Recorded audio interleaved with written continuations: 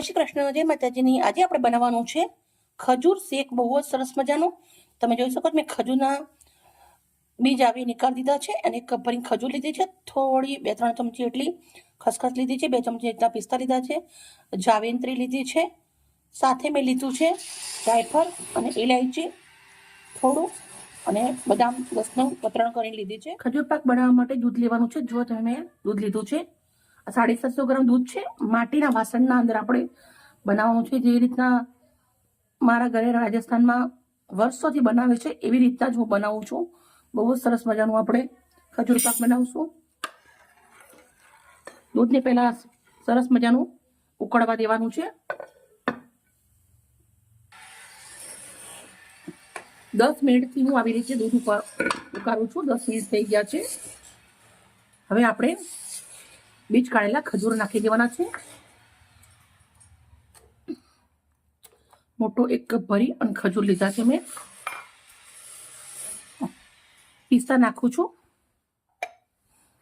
કતરણ બદામની કતરણ,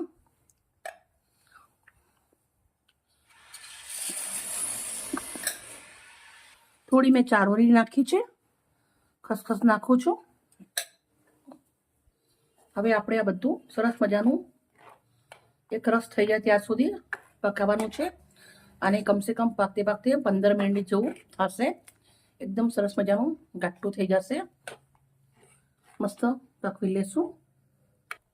ખજૂર આપણે થોડી આવી રીતે મેશ કરવાના, જેથી કરીને સરસ મજાનું દૂધ આપણે જલ્દી ઘટ થઈ જાય।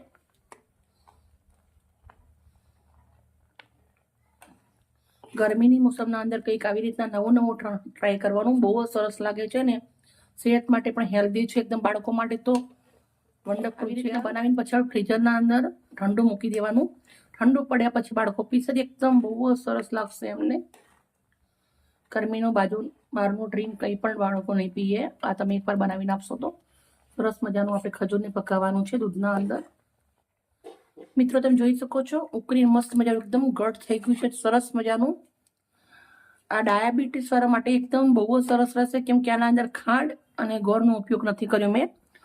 થોડુંક મેં જાયફળ લીધું હતું, થોડી 4 નંગ ઇલાયચી લીધી હતી, થોડો એને કૂટી અને રાખ્યું છે, એ પાવડર નાખું છું। એની ટેસ્ટ બહુ જ સરસ આવશે। એક રસ મસ્ત થઈ ગયું છે। હવે આપણે આને સર્વ કરવાનું છે। થોડું આવું દરદરું રાખવાનું, જેથી કરીને ખજૂરના ટુકડા મોઢામાં આવે ચાવવામાં બહુ જ સરસ લાગે આપણને। ગેસને બંધ કરી દઉં છું અને સરસ મજાનું બાઉલના અંદર સર્વ કરીશું। હું આવી રીતના બાઉલના અંદર નીકાળીશ। તમે નાની વાટકી પણ નીકાળી શકો છો, કેમ કે બાઉલના અંદર નીકાળ્યા પછી હું એને ઠંડુ થવા દેવાની છું, એટલે હું બાઉલના અંદર નીકાળું છું। મેં બધું જ બાઉલના અંદર કાઢી લીધું છે। થોડા બદામની કતરણ નાખું છું, થોડી પિસ્તાની કતરણ।